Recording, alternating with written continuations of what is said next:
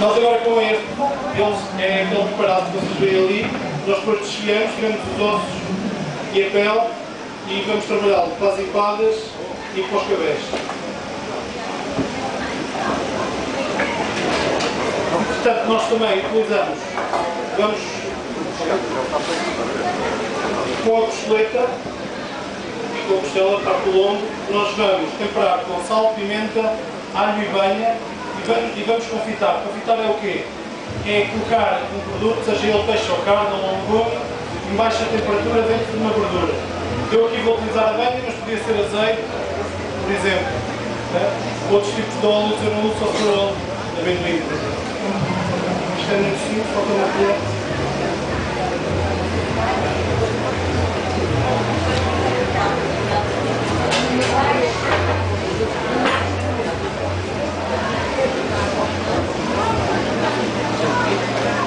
Eu estou preparado de pimenta, banha, sal e alho.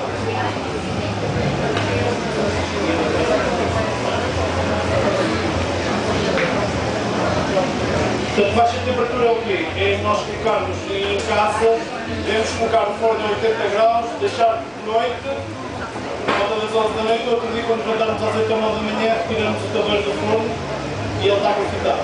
Certo? Portanto, este é mais um que vai para o frigorífico e vai aparecer já no confitado, a menos que acabe amanhã.